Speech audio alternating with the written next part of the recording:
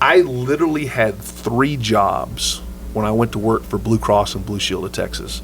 I was in the life insurance business, and I was in the employee benefit business, and that's what people knew that I did. I also stocked shelves for a company called Nabisco, and I also, in my early 20s, my 3rd job with 2 kids, had a paper route. So I remember the day that I interviewed for Blue Cross Blue Shield of Texas, and I went to interview for that job. Guess what? I had to throw those papers before I went to that interview.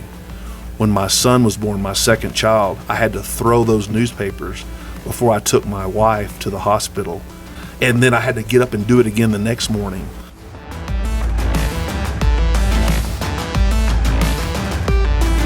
Street Smart podcast, still on the road here in Midland with one of my absolute favorite people in the world, Dal Watson. Not short for anything. We just cleared that up. I've known him for 30 years, and I just asked that question today. But Dal is someone I met. I was 18. I just graduated high school. Yeah. And somebody talked me into officiating high school football. Yep.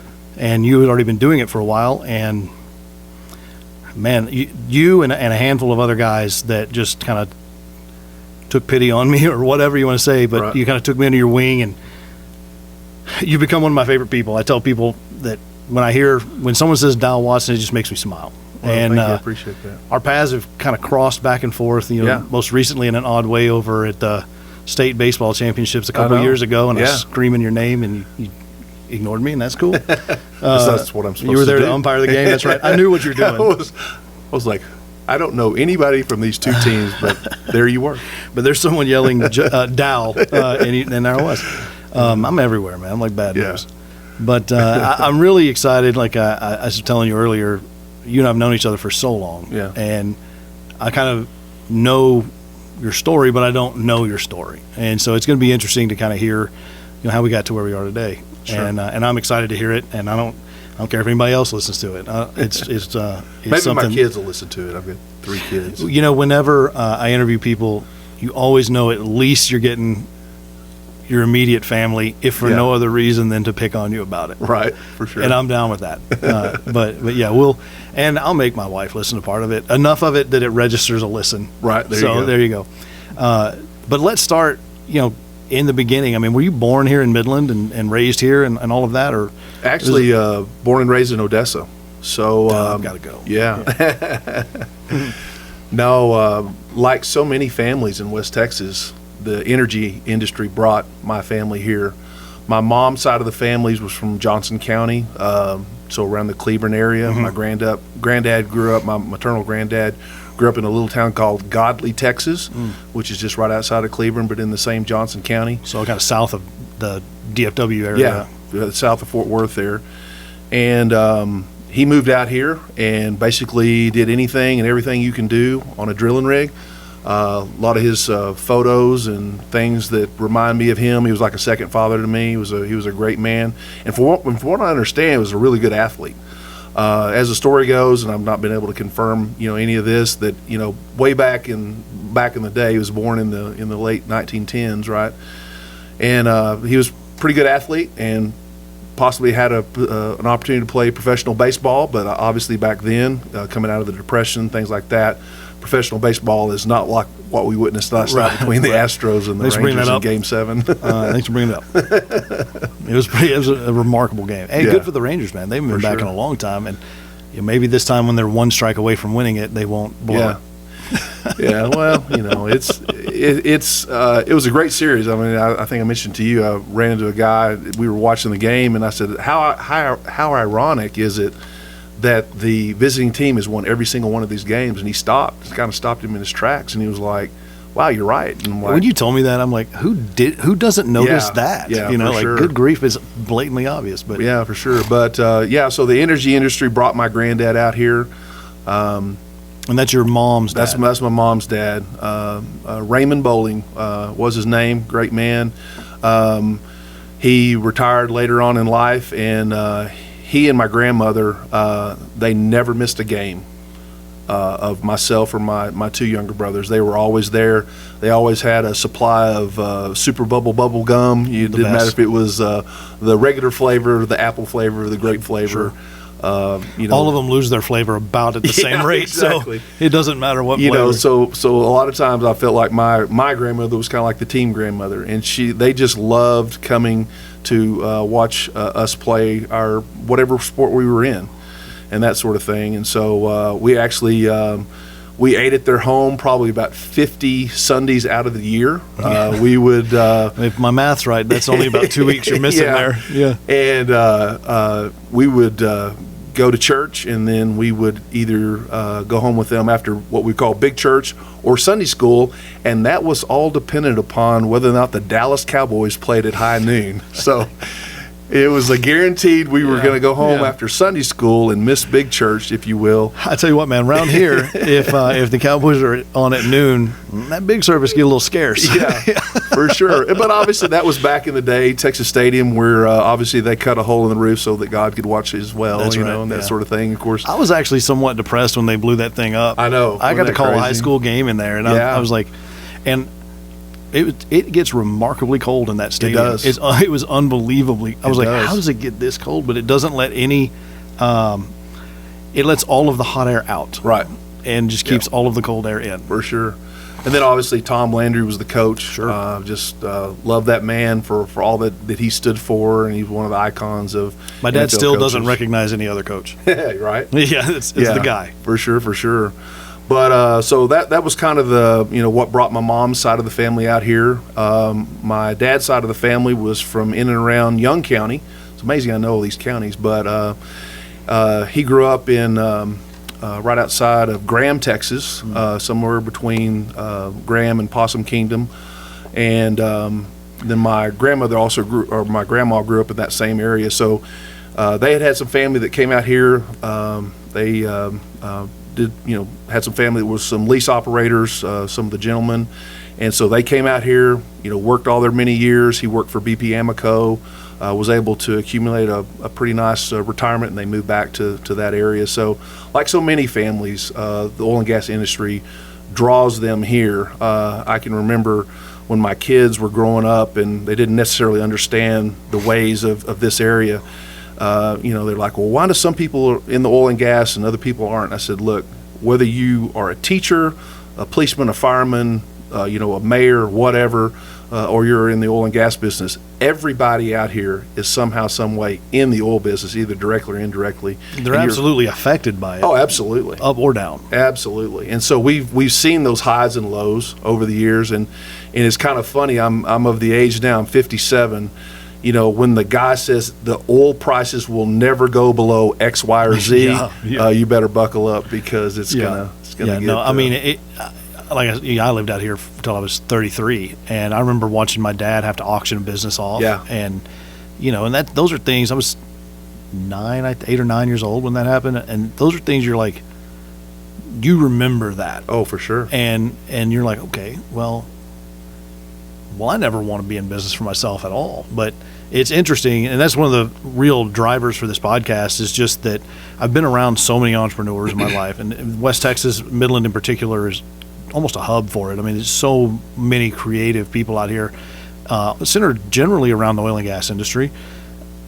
That terrifies me, that concept. And so I was always curious about people that were willing to, bet on themselves in that way. And For so, sure. and you're no different than that. And your story is going to be unique. But what did you want to be when you were growing up? Yeah, I think like a lot of people, I was growing up, obviously in the late 1960s, early 1970s. I wanted to be Roger Staubach. I mean, that was already taken. I know it That's was. a one-on-one. But I can remember getting a photograph made. Myself and my two younger brothers, we loved football. We loved all sports, but loved football, and we loved Roger Staubach. And that guy could do no wrong. I mean, the guy's the one that created the term. I think he borrowed the term, the Hail Mary. Yeah, legend. He's icon. For sure.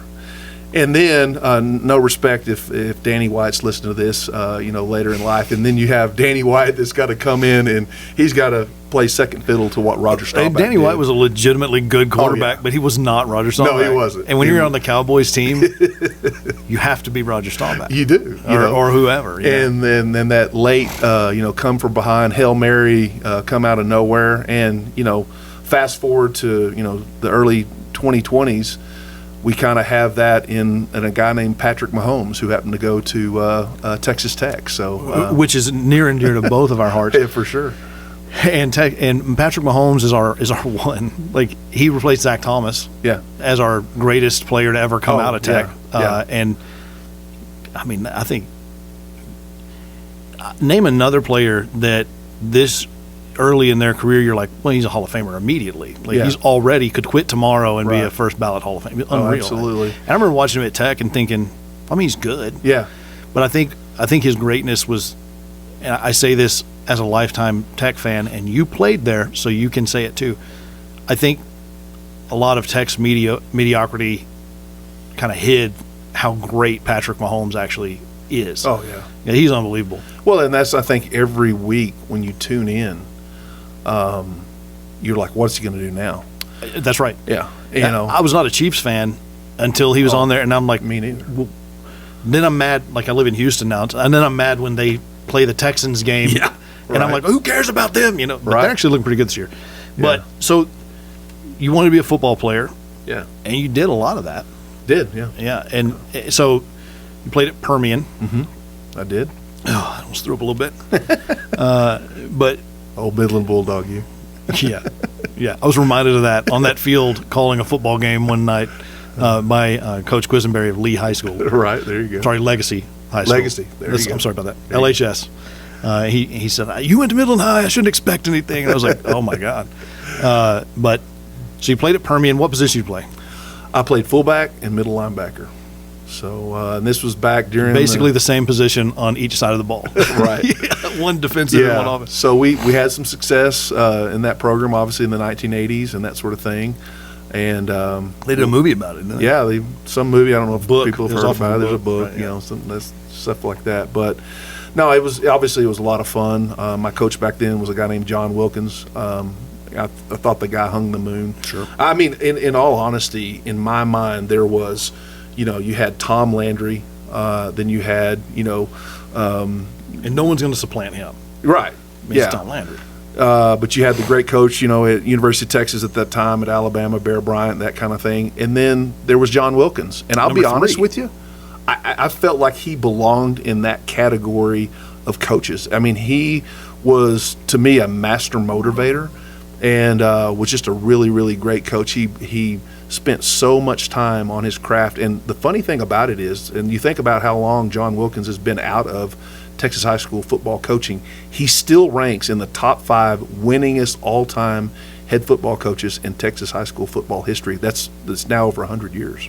That's pretty remarkable. Yeah. Well, I tell you what, it speaks for itself, because when you tell people you're from Midland, Odessa, they know it for one of two things: Permian Panthers or Jessica McClure. Yeah. It's one of those two things. Yeah. Now that those are sort of aging out now, Sure. but in my demographic, it was one of those two things. Sure. So that speaks for itself, that legacy. So then you went on to play from Permian. You went on to play at Texas Tech for Spike Dykes, which is another legendary coach. Absolutely. Yeah. I mean, other than Leach, I can't think of a better coach that Tech has had. Yeah. And just an amazing. Well, and I always felt like Coach Dykes got the maximum amount of talent out of his players. It was amazing to see. He didn't have a lot of 5-star recruits, obviously, and that sort of thing.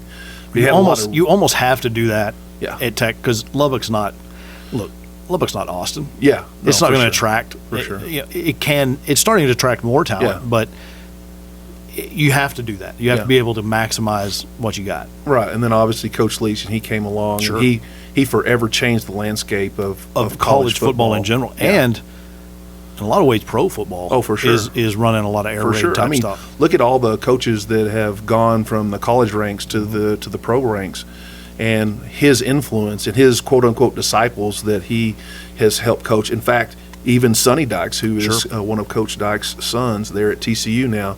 Obviously, last year went to the national championship. Didn't have the greatest game, but obviously, in Georgia, Getting there's amazing. Yeah, I mean, just it was an incredible run. And Sonny's a few years younger than me, so just the fact to remember him, when I was at Tech and him being a little bit younger. And I've always wondered, do former players? I know you go. I see on your Instagram, Facebook, all that. You go back to Tech frequently. Yeah. I mean, it's 115 miles or whatever. Right. I remember when that road was 55 miles an hour. It was a brutal drive, but now it's not bad. Do you maintain relationships with, like, Sonny Dykes and people like that? I mean, those are obviously very busy people, but sure. Being someone that played for his dad, I would think that gives you a unique relationship there. Yeah. What's that like? Yeah, not necessarily Sonny, but I think if our paths were to cross today, we would just kind of pick up where we left off. But he would know you. Oh, yeah, for sure. Yeah. For sure. And his dad has meant the world to me. Obviously, he passed away here a number of years ago. But and it doesn't matter, Justin, no matter if it's sports or business or just life, when people believe in you and they pull you up and they see something in you that you don't necessarily see in yourself or you haven't seen in yourself, man, you never forget about those people.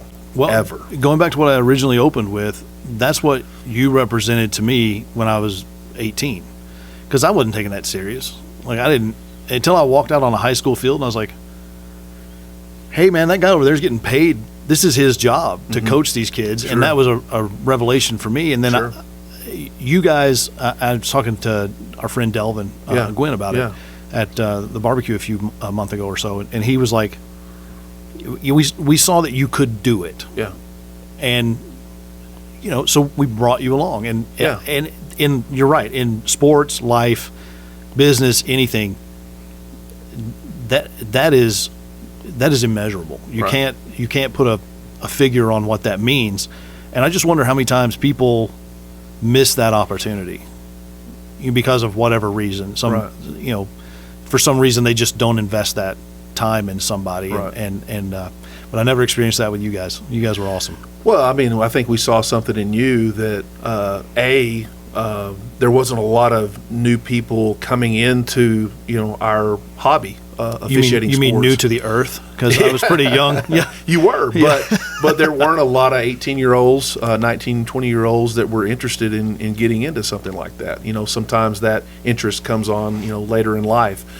So when you see that and you think, okay, well they have the network of other people that, because obviously, like in any hobby, particularly in officiating sports, you're constantly recruiting new people into your organization and trying to keep them on board and hoping that it is not people easy. don't get blown out. I mean, it doesn't take much. Yeah, it's not easy either. No, it's not.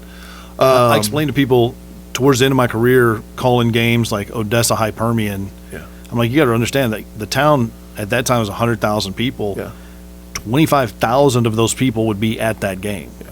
And when you go to see a high school game in Houston, it might be crowded, but they have games Wednesday, Thursday, Friday, Saturday, and you're seeing a 6A game, you'd see 2,500, 5,000 people. We were routinely seeing 15, 20,000 people in the stand. It's intense arena. Yeah, so just the other day, Permian and Odessa High, squared off at Ratliff Stadium, and there was 18,000 plus people there. There was a drone. You might have posted a drone shot of the stadium. That was an amazing picture. Yeah, it was cool. And off as you were looking back to the west, the sun was setting, and you see it's an amazing picture. Yeah, just you see all these people in the stands, and obviously the game went down to the final play, and was a classic game. And so I think that's obviously the author of the Friday Night Lights book. I mean, I think that's what he saw is like, wow, this is not normal. It's real football. I mean, it is, and it's very serious. Yeah. So you go to Tech. What'd you play at Tech? Played outside linebacker. So they move you straight to defense. Move me straight to defense. Yeah. Is it your temperament? Well, and I think too, you just look at the type of athlete that was playing running back. I was not that guy. You know, I was not. I didn't have 4.5 40 speed or something like that. I mean, on a good day, it was 4.8. What do you think your speed is now? What do you think your 40 speed is now? I don't know. I think we time it with a sundial. Yeah. So, so it's bad. In fact, when I'm running up and down the field now, I know there's a certain number of RPMs that if I exceed that, I'm going to blow a tire. Yeah. And it comes in the form of a pulled muscle. So. Oh man, I remember.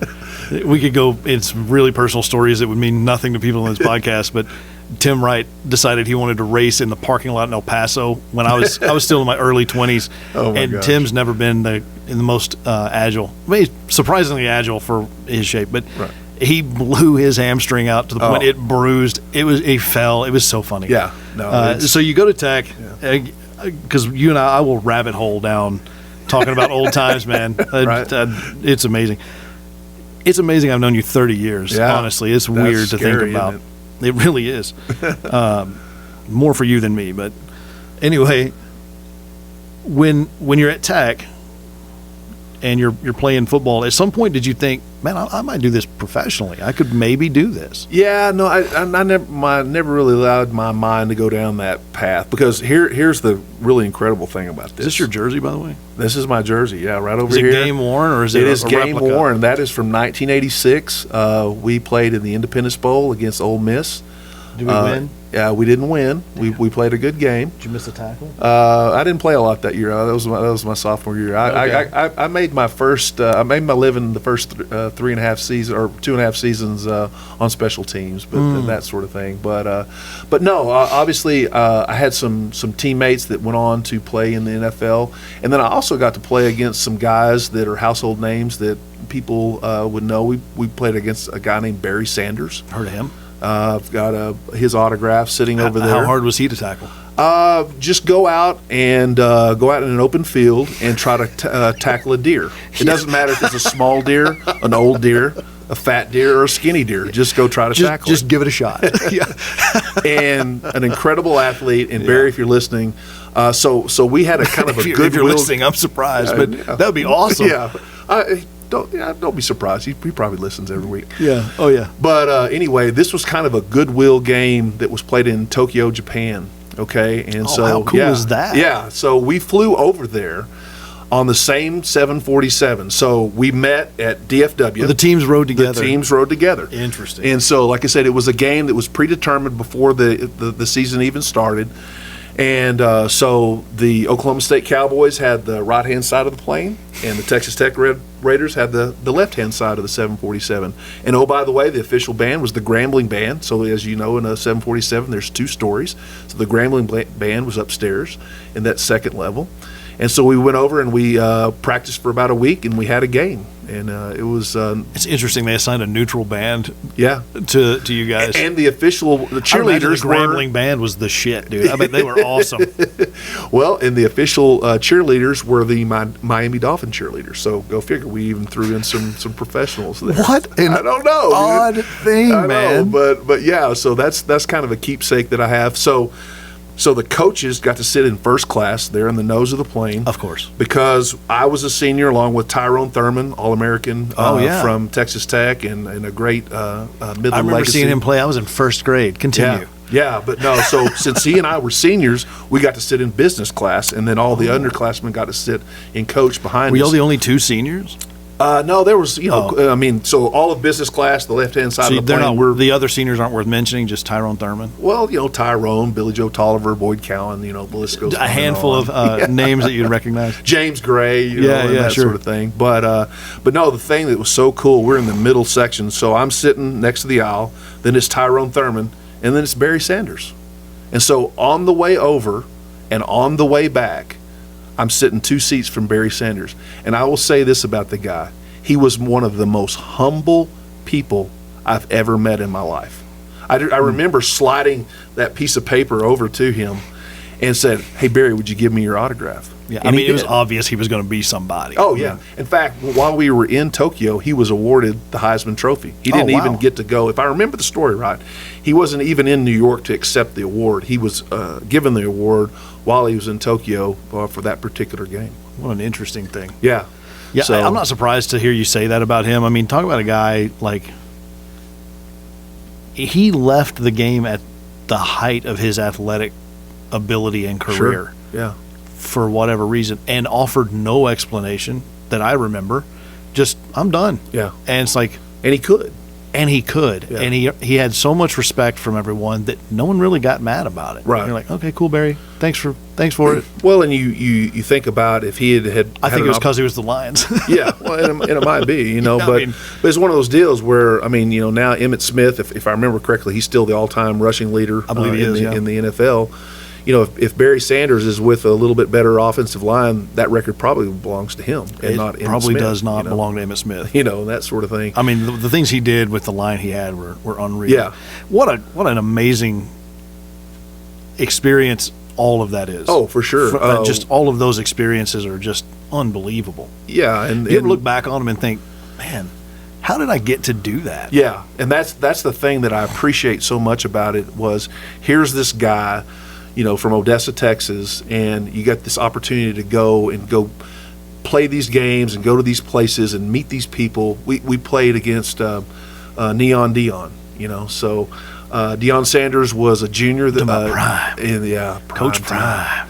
And I had someone at my jiu-jitsu gym ask if Amazon Prime gave him the name Coach Prime. And I said, that's awesome. I'm not going to answer your question. You need to go do some Googling. Right. Because you'll find the answer pretty quick. But that's the dumbest shit I've heard in a long time.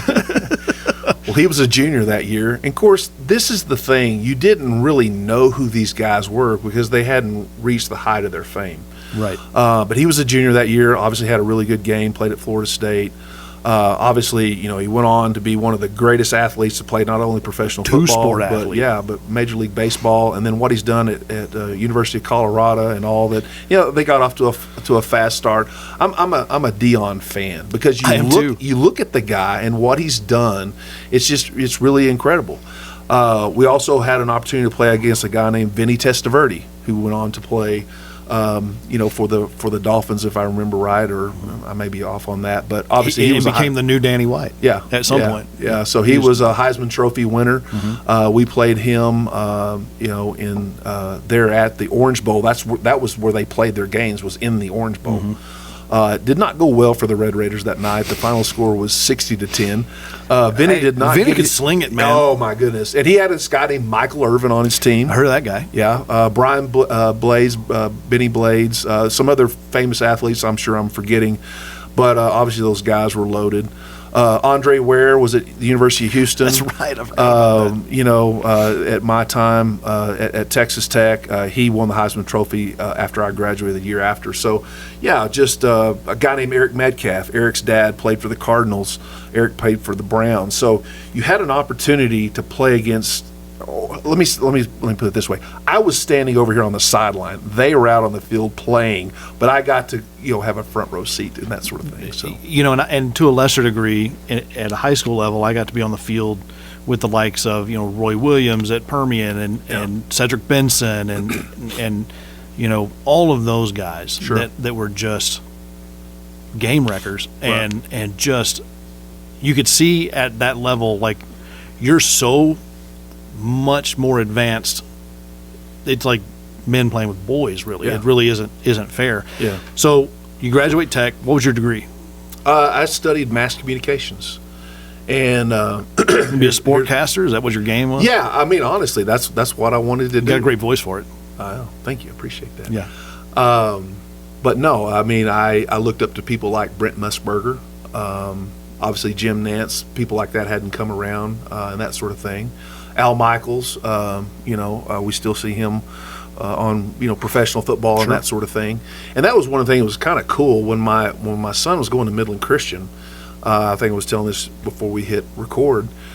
We had an opportunity, myself and another gentleman. They said, "Hey man, would you help us broadcast the game?" So we started off it was an audio broadcast, and then this organization called the NFHS Network came along and said, "Hey, we have some streaming technology, and you can actually provide the video feed." And so Midland Christian traveled far and wide. I mean, we went to, I think I was telling you earlier, we went to Fayetteville, Arkansas that year. We went to Shreveport, Louisiana that year. We had Midland Christian always had a top-notch team, and it was and they're in TAPS, so it was always hard for them to find competition. Yep. One of the funniest, saddest things I ever heard was out at Grande Communication Stadium, and I was officiating a playoff game. It was like a first-round playoff game, and you know how the officials' locker room, the wall goes pretty much to the ceiling, but there's a gap about like that, so you can hear the visiting team locker room. Right. And that coach tells his kids, boys, this is going to be the nicest field you ever play on. Just go out and enjoy the day. And they got blown out, and I thought, golly, what a terrible thing to lead off with your team. But it really is that difference in competition level. So I bet you guys did have to travel quite a bit. We did. My son was on the varsity all 4 years, and he contributed obviously a little more each year. But I did the math. We drove, check this out, Justin, 5,000 miles per season, and that was just in football.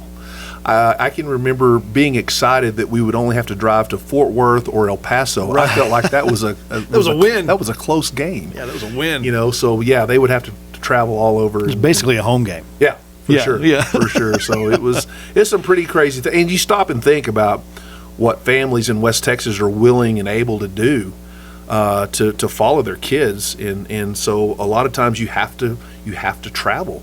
I watched my brother played baseball at a high level. He played at Oklahoma State and then on at Oklahoma City University, and before he played in the minors for a year and a half, maybe 2 years for the Angels. And I remember watching my parents, and he was 8 years younger than me, so I've basically two different childhoods. Right. But I mean, out here you're 5 hours from anything worth that kind of a level of attention.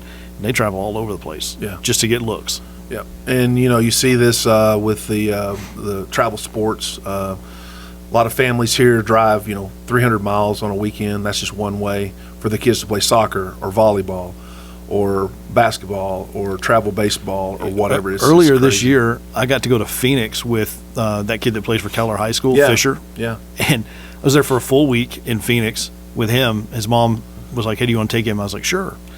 And I remember standing there and I was like, how do parents do this? Yeah. Like, I'm fortunate. I have a job that's, I can move around, do some things. Yeah. We have the means to do it, those types of things. How? And then I started thinking, like, these are club teams. And so the parents are paying for their kids to be on here. Imagine paying for your kid to be on the team and he's not a starter. Right. Because they're not all starters. Right.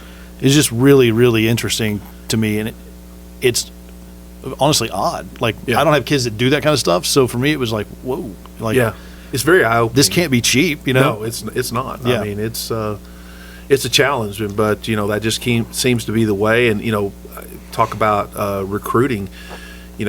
Obviously the coaches come out here, they see the players with the technology, they're able to see the films, the huddle highlights and things like that.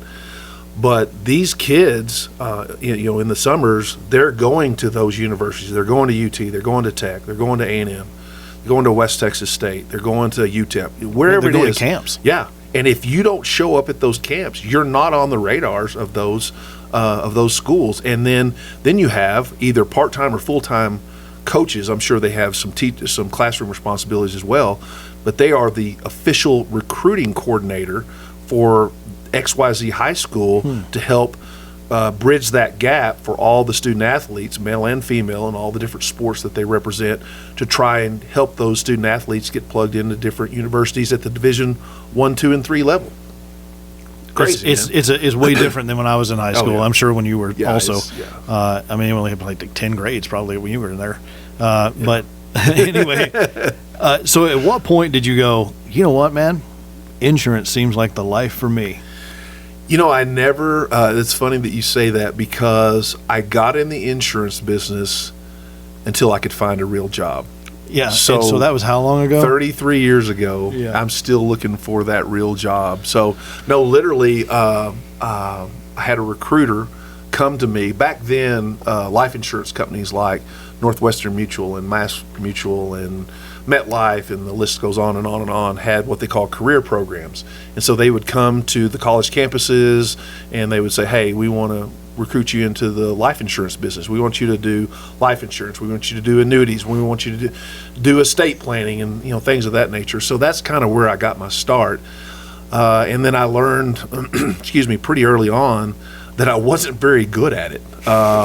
Because they would say, hey, you need to sell life insurance and these financial services products to people 10 years older than you and 10 years younger than you. So I didn't know many 12-year-olds. That had the means to buy insurance. Yeah. Did they come to tech and recruit you? Yeah, there was. So they said, look at this mass comm kid. We're going to get him an insurance. There was an active recruiting coordinator for that area. And again, I said, well, I'll do that until I can literally find a real job. So you start with whom?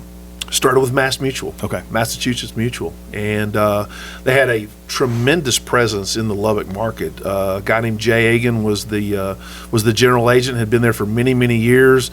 Had a lot of really successful life insurance agents that had been there for many years.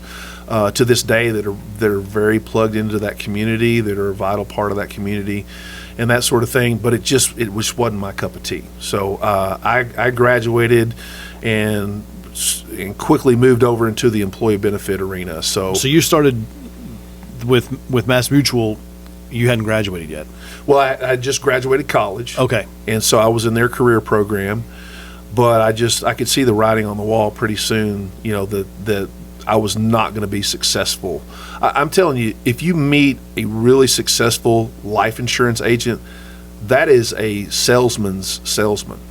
That person knows how to sell, because it's kind of there's not a lot of. Well, you're selling on some pretty dark stuff. Yeah. It's not a fun conversation. Right. So I was hooked up with a guy that was working in the Odessa market, and he was very heavily involved in the employee benefit business. So when you graduated, you left Lubbock and came back to Odessa. I did. So I was kind of splitting my time between both communities, but obviously knew more people. And I give a shout out to a guy over in Odessa who is a defense attorney, or I'm trying to think of the right word, but a guy named Robert White. So if you live in Midland, Odessa, you see Robert White's commercials on television. But Robert represents people that are involved in an accident, whichever kind of attorney. Oh, he's the Texas Hammer. Well, he's not that guy. He's like the Texas Hammer. But I can remember going to Robert White's office. He was a referral, and he said, Dal, get out a piece of paper, and he said, I'm going to give you a list of these are all the people that you need to go see. So here's this guy, okay? I didn't know him from Adam. His wife, I knew her brother, so we I knew each other that way. But I'll just never forget. And again, we go back to this, who do you know, Justin, in your life that just extended a hand of friendship, or he or she did something for you to help you, give you a hand up in your business or in life or whatever. And Robert White was one of those guys. He said, you need to go see these 50 people. And I just, I went to every single one of them, and I said, Robert White said I needed to come see you. And nobody threw me out on my ear. In that moment, obviously you recognize what that did for you now. Sure. And probably recognized that years ago. But in that moment, did you recognize what was being done for you? Because I know personally, when I'm in that moment, I'm like, who is this guy? Yeah. What's this list? There's probably a bunch of people he didn't even want to talk to. Yeah. Real skeptical of it all. In that moment, you didn't recognize that. I didn't. I was so young in the business that I guess this is normal. Yeah, this is how it goes, I guess. And it was, and the longer you do it, you know how abnormal it is. I mean, you would ask people for references, and they wouldn't. I would think they'd be pretty tight-lipped about that stuff. I mean, they wouldn't even give you their brother-in-law's name, who they hate, kind of a deal. So just sell him some life insurance. I'm wishing some bad things for that dude. Right, so it was entirely unusual. So shout out to Robert White if you're listening, and he's still kicking around Odessa. Yeah, and here's the crazy thing. So my brother, my youngest brother, he was a haberdasher, and so he was in the men's clothing business. And I said, go see Robert White. And so what does Robert White do? He buys quite a bit of clothes for my brother named Zane. And he's like, hey, you need to go see all these people. So the same thing he did for me, he did for my brother Zane. With high fashion. Yeah. And he says, you need to go see this guy and this guy. Is Zane still a haberdasher? Because I like a good coat.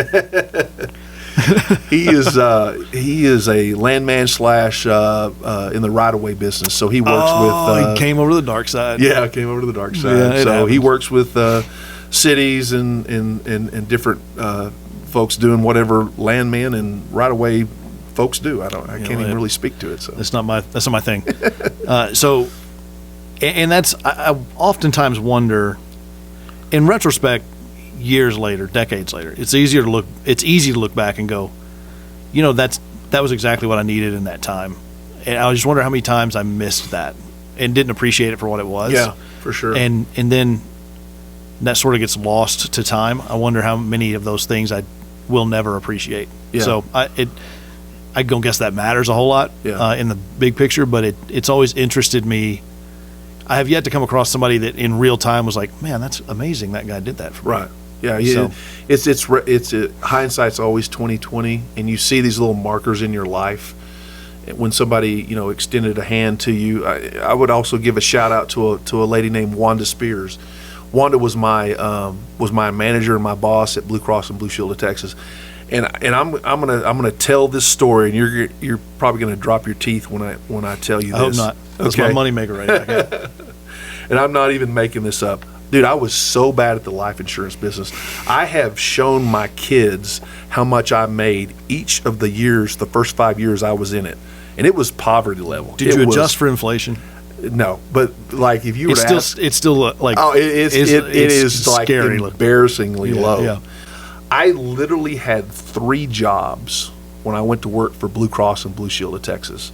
I was in the life insurance business and I was in the employee benefit business, and that's what people knew that I did. I also stocked shelves for a company called Nabisco. They make some pretty rad cookies. Yeah, they're really good. They eat great crackers too. Yeah. And I also, in my early 20s, my 3rd job with 2 kids, I had a paper route. Nice. Had a paper route. And I had 2 of the roughest apartment complexes in Midland, Texas, and they actually paid me extra money to walk through there in the dark in the morning and deliver papers and not get killed.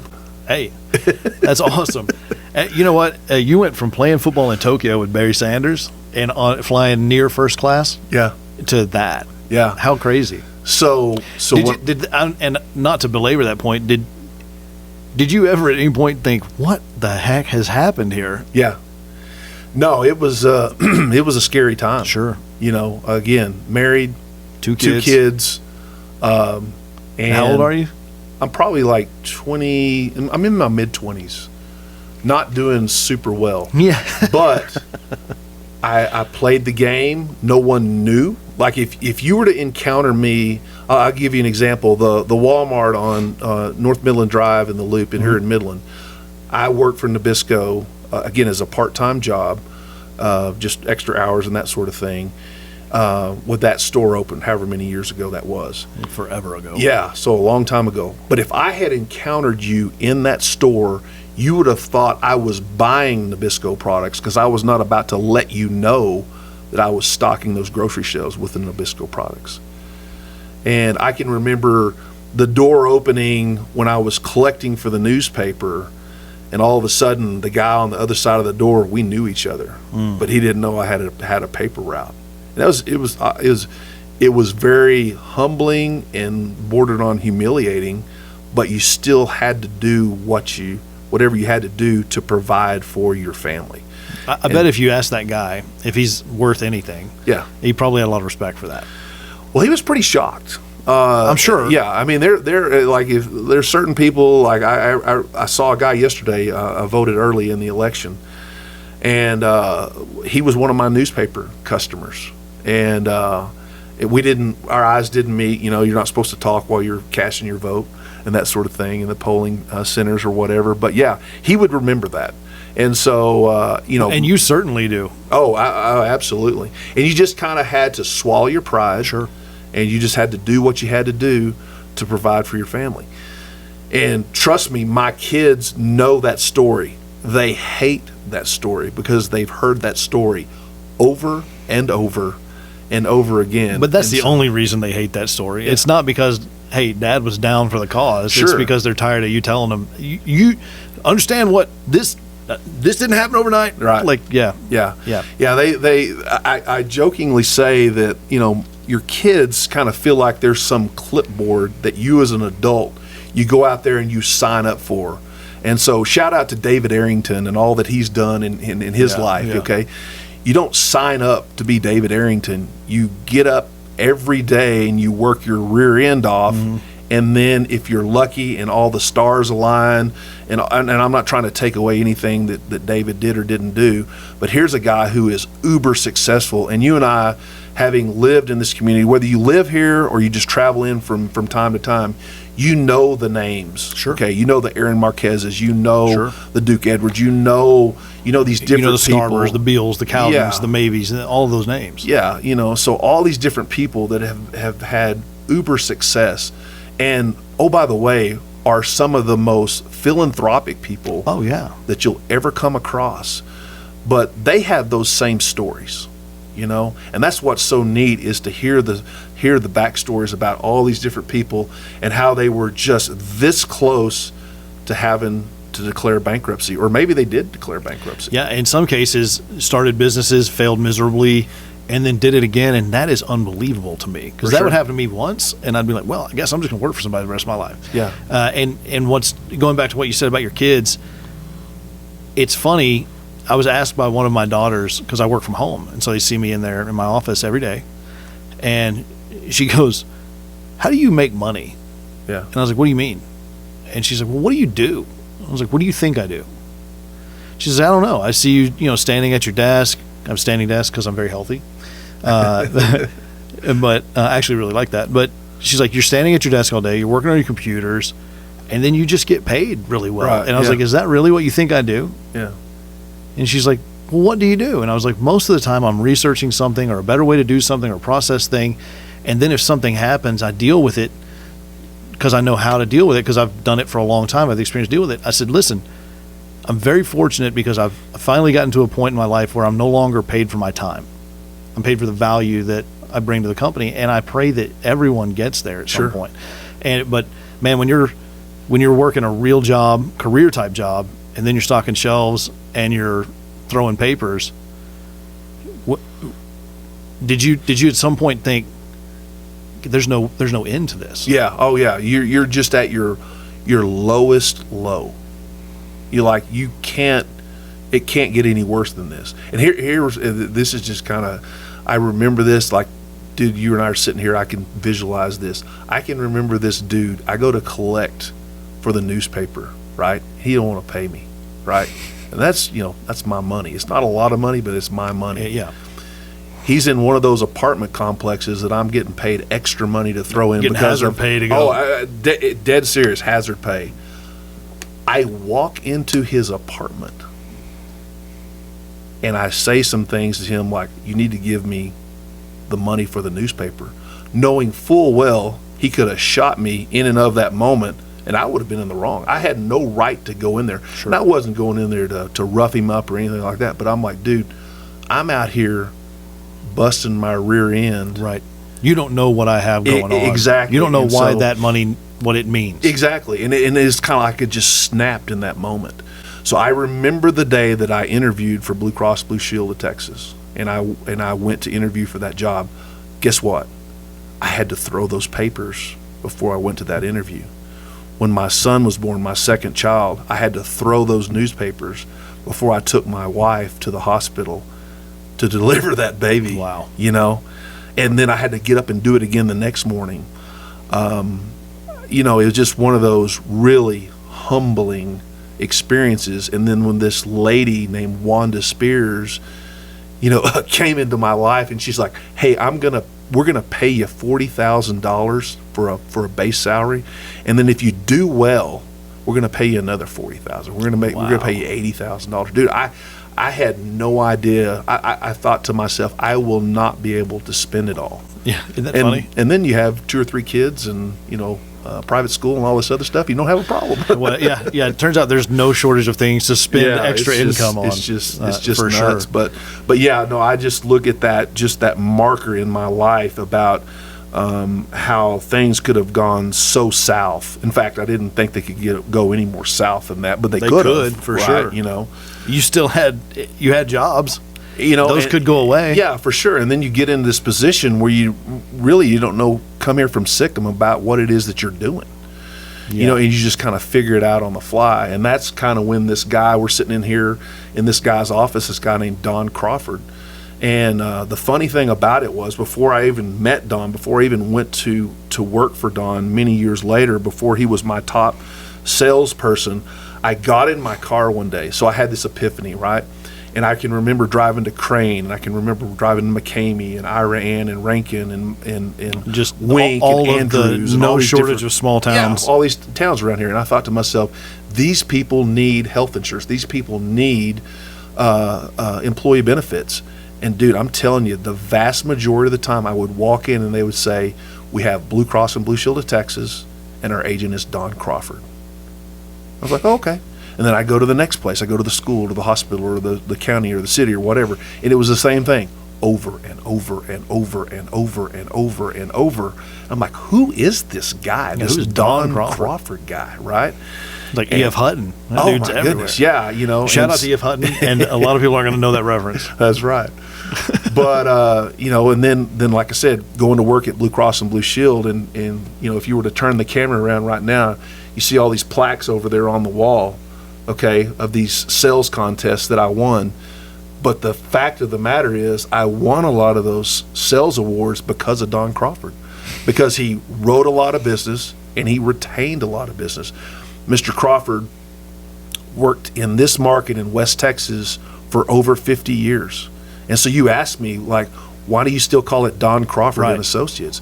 It will always be a Don Crawford and Associates, because to me it's the brand. Right. You know, and it would be crazy of me to change that name.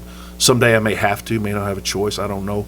But when I bought the business from Don and his wife Beth, I said, can I continue to call this Don Crawford and Associates? And they go, absolutely, we'd be honored if you do that.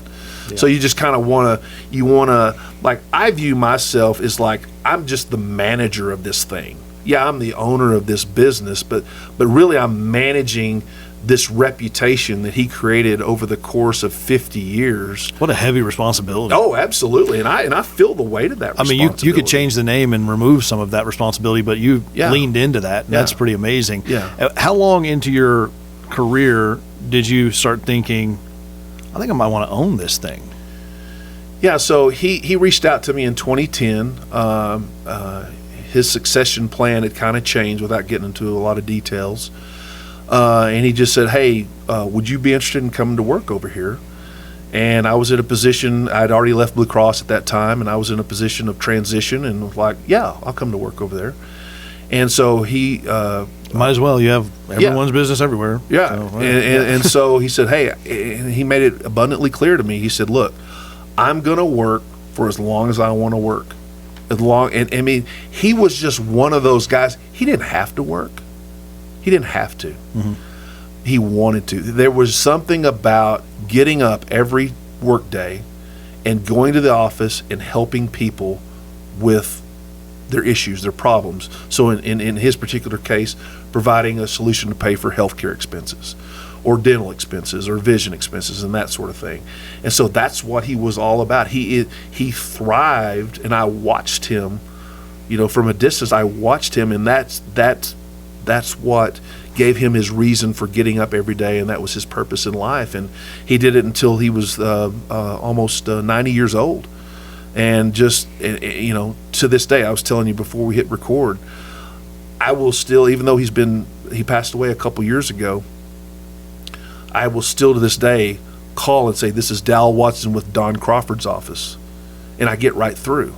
If I would just say, hey, this is Dal Watson calling, I'm calling for the county judge, or I'm calling for the hospital administrator, or I'm calling for the city manager, whatever, I probably, with my own name, wouldn't get through. You'd But at I least just have to run a few more traps. Exactly. So I just say with Don Crawford's office, and there's that, his name resonates with people throughout this area. Now, obviously, with an older crowd, or older generation, some of that doesn't, you know, translate down to the younger generation. But anyway, it's just kind of one of those brands that I just feel like it's my responsibility to do everything that I can to honor his name and his legacy, and that's how the other people here in this office, his daughter that was with him since day one, she works here, and then some ladies that worked at Blue Cross and Blue Shield that knew Don and that sort of thing, and so they felt the same way about him. It was kind of like the feeling you would have towards, let's say, like a grandparent.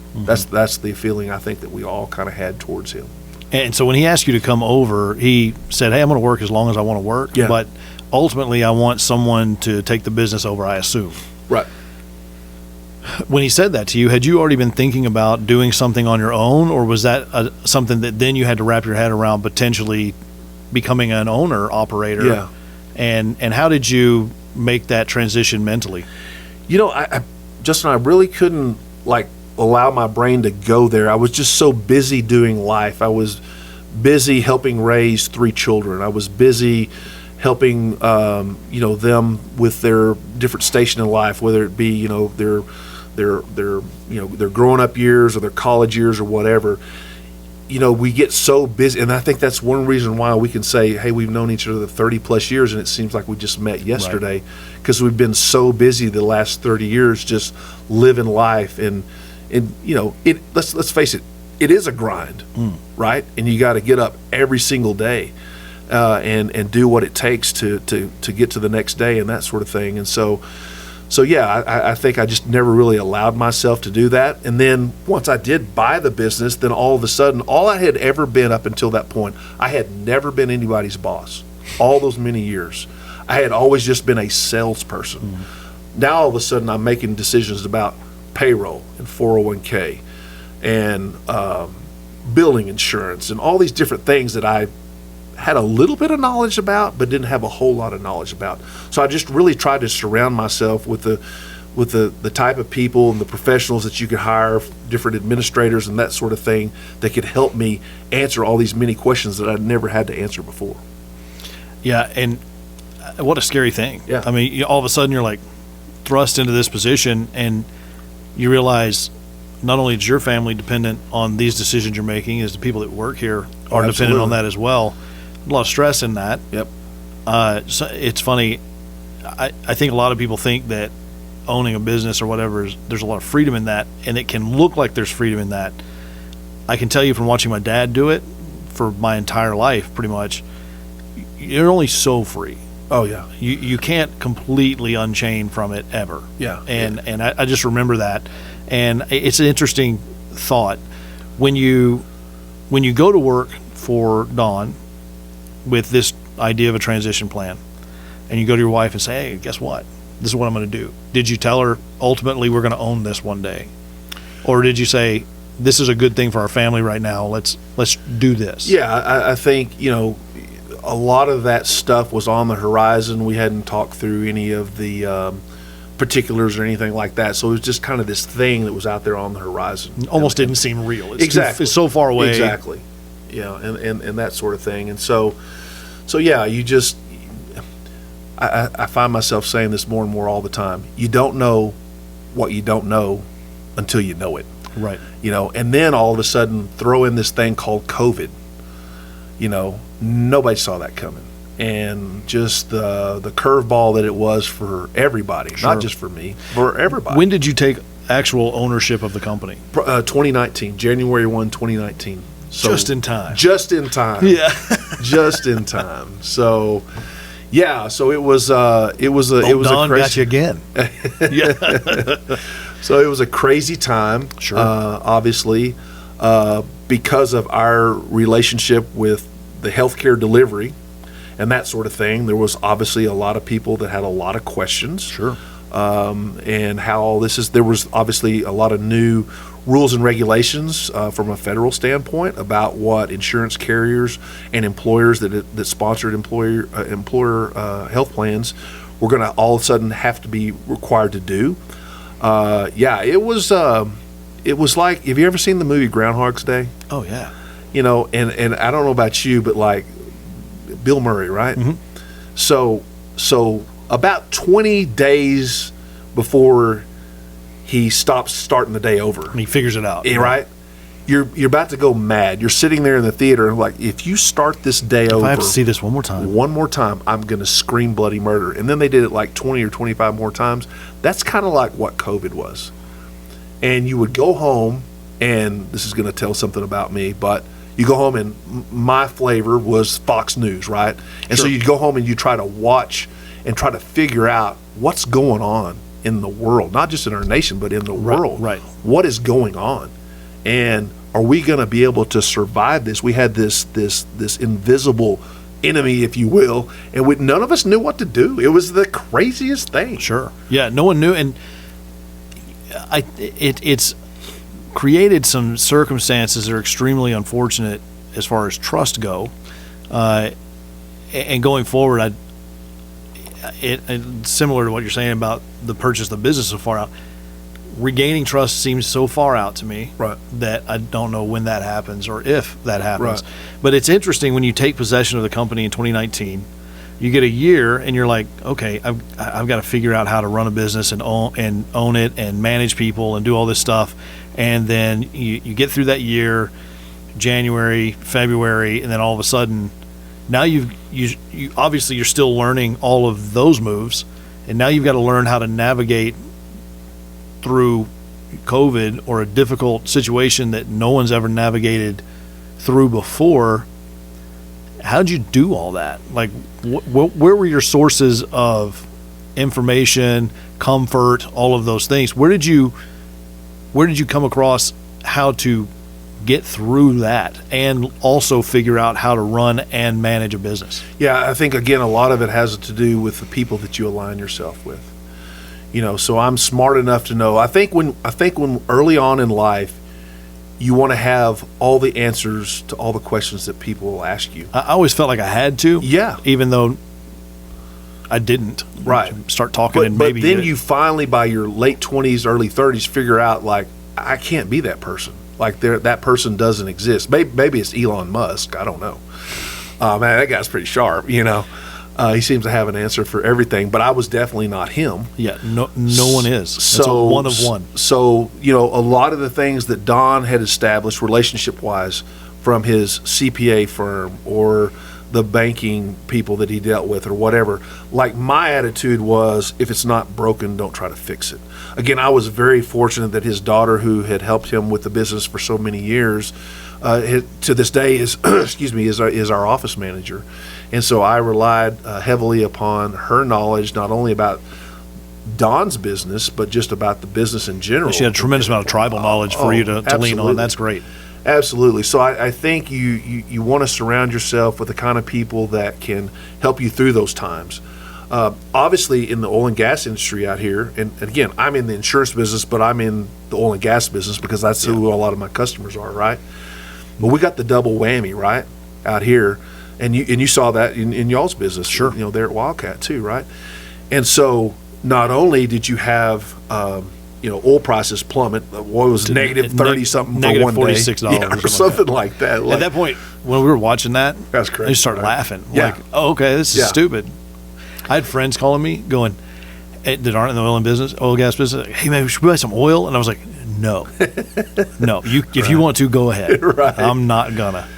Yeah, so obviously we just did everything that we could to help our customers, because obviously you got to be nimble and you got to work with them. Obviously their budgets were different, what they were able to do and not do. Obviously, most business owners don't want to lay off their employees if they don't have to.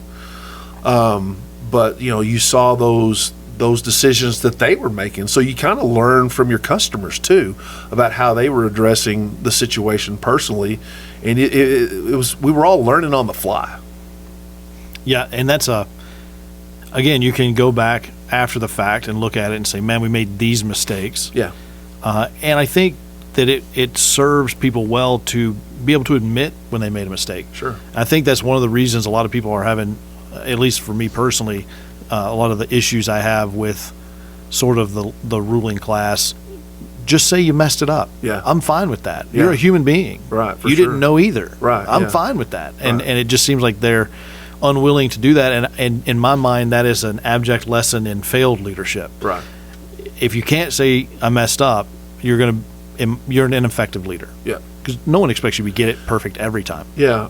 So pre-pandemic, probably the unemployment rate here in West Texas, you can probably know this as much as anybody else, but was probably what, 2.5%, 2%. Yeah, it wasn't something much. Like that. Yeah, it was incredibly low.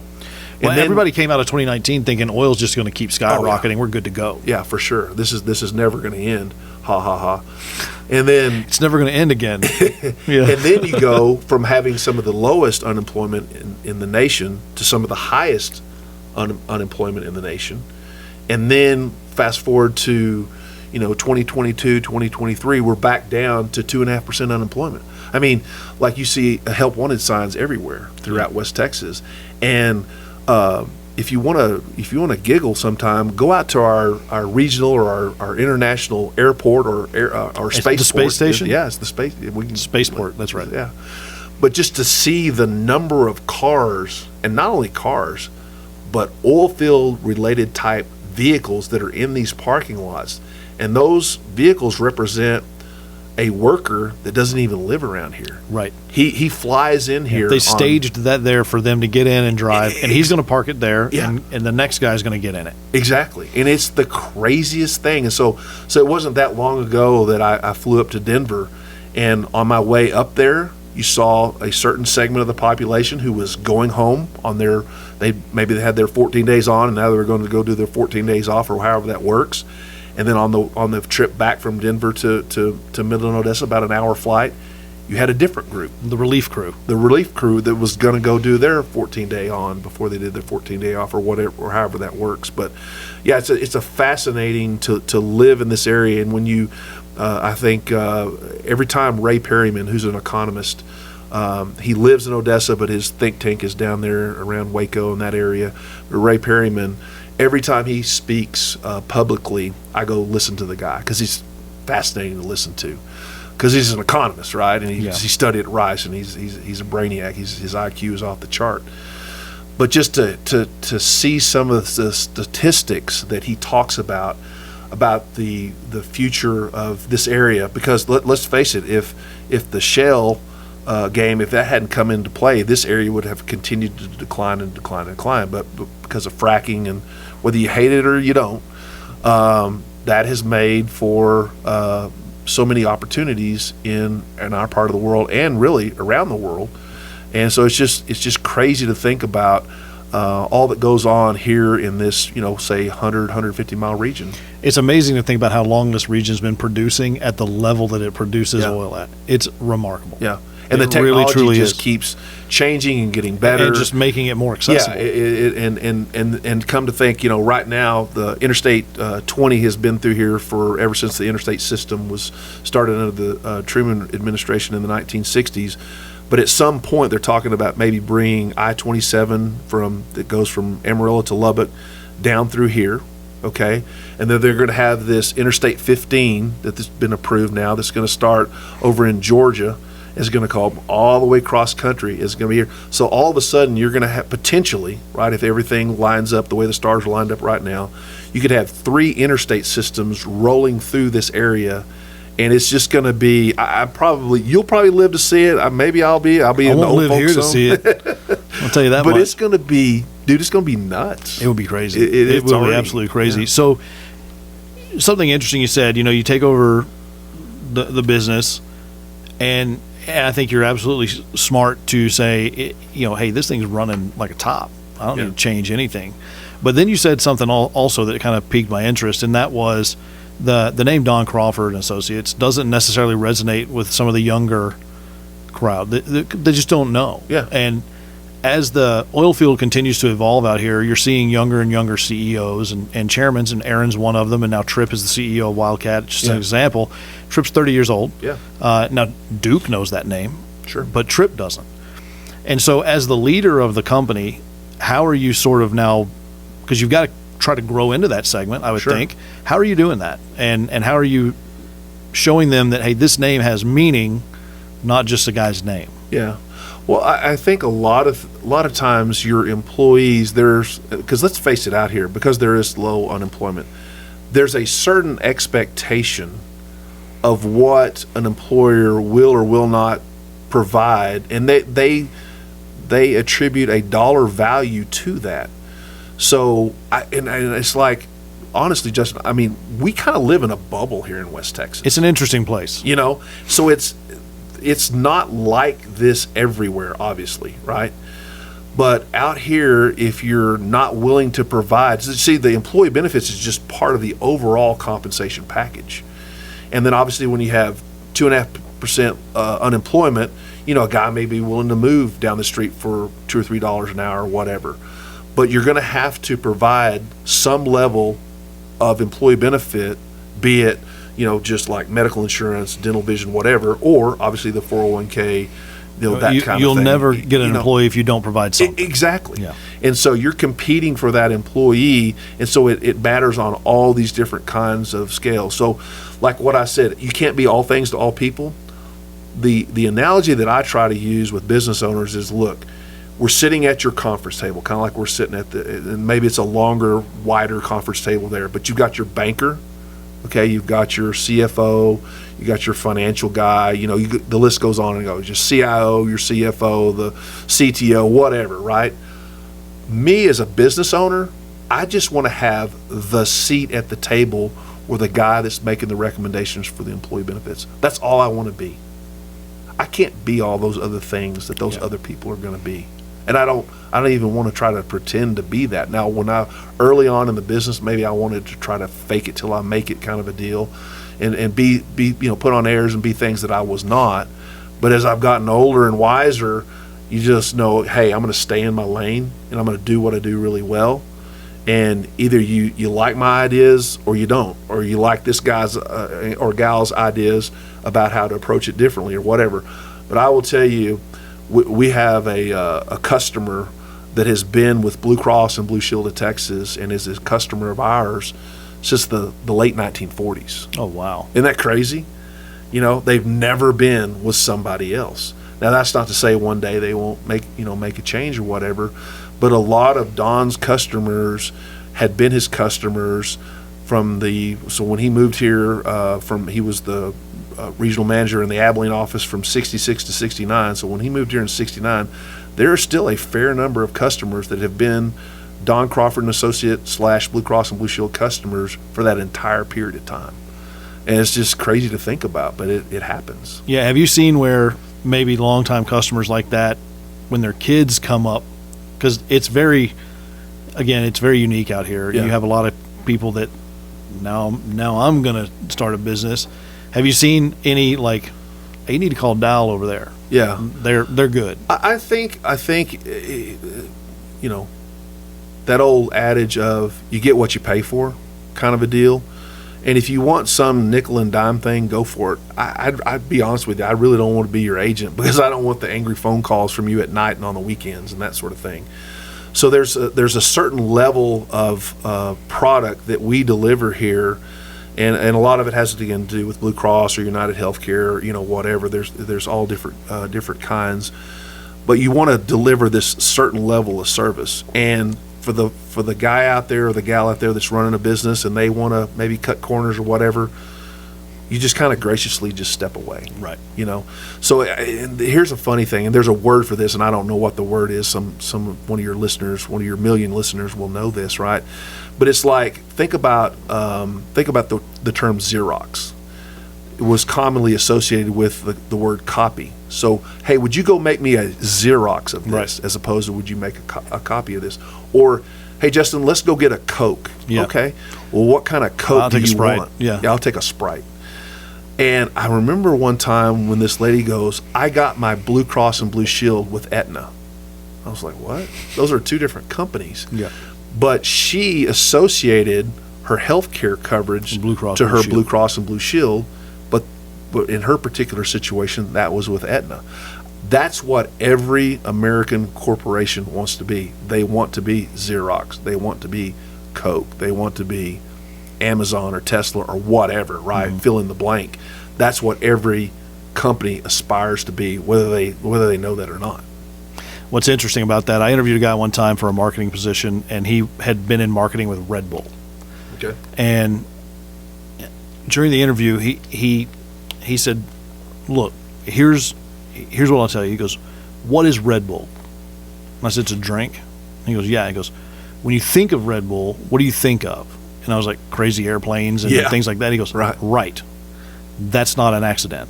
Yeah. He said, we want it to be more than a drink.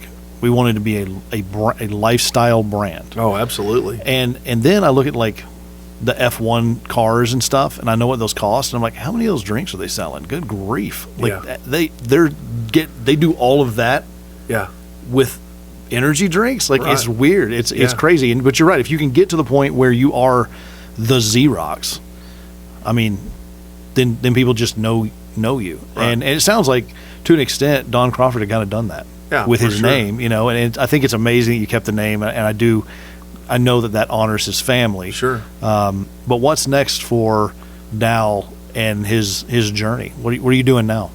Yeah. So now that all three of my kids are grown, I've got two grandkids. Shout out to the grandkids. They're not. I have a grandkid. Yeah. That's right. You do. Yeah. I forgot about that. Awesome. It's man. pretty cool. Grandkids are awesome. They're pretty cool. I keep myself busy officiating sports, I think, as you well know. And so I officiate high school football, high school basketball, and high school baseball. And I stay pretty busy around the year, when obviously during the school year, officiating sports. And I will tell you that I'm not very good at golf, and I can prove that if you take me to play golf. I'm not a patient person. You just invite yourself to a golf game with me? That's ridiculous. Possibly. You remember when I won that wedge and I forgot it, and then you called me like, hey, I got your wedge. Right. Yeah. Well, I still use that wedge. I tried to sell it on eBay, but I didn't. It wasn't that great of a wedge. Yeah. I still have it, though. I use it. But yeah, so I'm not a real patient person, so I don't do well at hunting or fishing or anything like that.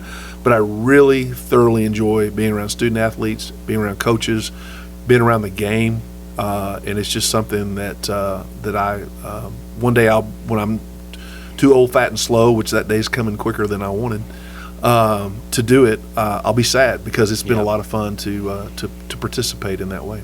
Yeah, I know. Like I said, 16 years of officiating football out here with you guys. There are times I miss it. Like I was telling you before we were recording, for that to have been part of my life for 16 years, I was telling my wife, I was like, there's only one other thing that's been a part of my life longer than that, and it's her. Yeah.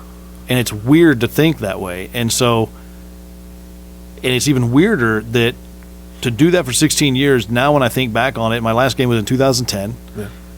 And I don't even think that I ever did that until I go to a football game and I start going, I kind of miss this. Yeah. Kind of get itchy, you know. It was so much fun, and it was so much fun.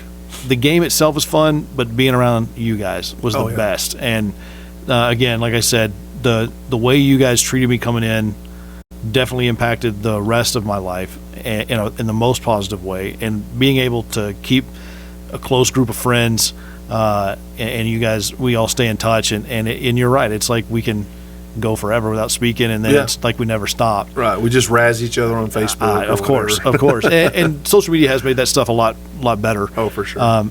But you're one of my favorite people in the world. I love you to death, and I couldn't continue coming out here and not try to sit down and talk to you and tell you that, if nothing else. Yeah, well, I'm honored that you did that, because I consider you a close friend, even though our ages were not that close in age. But dude, kudos to you for getting out here and doing this. I know Aaron encouraged you to strike out on your own. But dude, look at this guy. He looks sharp. It was fun to watch you set up this gig here in my office. And you did just watch. You didn't help. I didn't, because I was like, you moved some papers off. This and then is I moved so the rest. cool. But no, kudos to you, because this is really, really cool. I'll be honest with you. I thought years ago about maybe starting a podcast, but to actually go through the process from start to finish, I think I have an appreciation for what it is that you're doing. And dude, kudos to you for what you're doing here, man. This is awesome. I will tell you, like we talked about before we hit record, for 4 seasons, I helped produce a football broadcast, and we did that, every fall. And dude, it was like every week something new would go wrong, and you would have a new curveball that was being thrown at you, and you just had to figure it out on the fly. I can remember sitting in the stands. We're sitting at Fort Worth Christian, in Fort Worth, Texas. Midland Christian's playing them. And literally, we don't have our equipment grounded properly. So every once in a while, we reach over there and get electrocuted. Just for grins and giggles, And My first house here in Midland, didn't die. My first house here in Midland, the shower head and the master bath. I remember standing and thinking, man, something feels tingly. And I reached up and it shocked me. And I was like, I'll never shower in that again. I sold the house. But yeah, no, I get it. And, I appreciate you saying that. And there is a lot to it.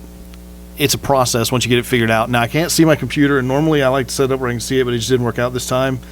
So the neuroticism in me is like, I know that bastard stopped about 2 minutes in, but it's probably just fine. But even if it did stop, this is as much for me as anyone else. And again, like I said, I've gotten to know you, obviously, and just tremendous amount of respect for you and the husband that you are, the father that you are, and the man that you are. And in a lot of ways, you've definitely influenced the man I hope to be, and it just means a lot to me to get to sit here with you after a long day at work, and you stayed and all those things, and it's just I'm humbled to get to have the opportunity to spend time with you, and selfishly, this is one of the reasons that I wanted to do this type of thing, is I get to hang out with guys being dudes. Yeah, no, I appreciate that. So keep at it. Again, do it for the love of the reason that you're doing it. And listen, man, you're going to get to look back on these episodes and all these crazy stories. This is just part of your, like you say, dudes being dudes or guys being dudes, whatever you said. Guys being dudes. Guys being dudes. And but get younger. Yeah, but that's I know that's the part about the officiating that you missed, or that you missed today, is that camaraderie. And so it doesn't really matter if you're officiating sports, or you're involved in a team sport, or you're involved in a branch of the military, or you're a firefighter, you're a police officer, whatever it is that you are, and you have that camaraderie with your colleagues. Business, it doesn't really matter. You're going out, you're with the guys, you're making memories and that sort of thing. That's a lot of what life is all about. And so just continue to go out there and do that. Continue to be that guy for your employer, Wildcat. Continue to coach up your employees on being safe, getting home to the wife and the kids and the significant others and that sort of thing. Because obviously, the oil field can be a very dangerous place. Sure. It's not amateur hour. There's a lot of really dangerous things that are out there. And so I know you take that responsibility really, really heavily, and I'm sure it produces fruit in the things that you are doing as a safety guy. So kudos to you for doing that, man. Thanks so much, man. Well, this has been awesome. I love, like I said, last time I was in Midland, I kind of sneak attacked you. I was going to come see you, and then you weren't here, or you were and didn't let me know. But I love you, man. Thanks so much for being a part of this and sharing your story. And for sure. And if it impacts one person, that's worth the time, I think. Yeah, no, this has been fun. These are the kind of things that you kind of look back years later and it's like, hey man, we spent an hour and a half, whatever, however long we've been sitting here, and we were just talking about good times and good memories. So I appreciate the opportunity. Awesome, man. Well, I love you, Dal, and man, just keep doing what you're doing. All right, man. Thank you. See you, bro. Good to see you, bro. Yeah, man. All right, good job.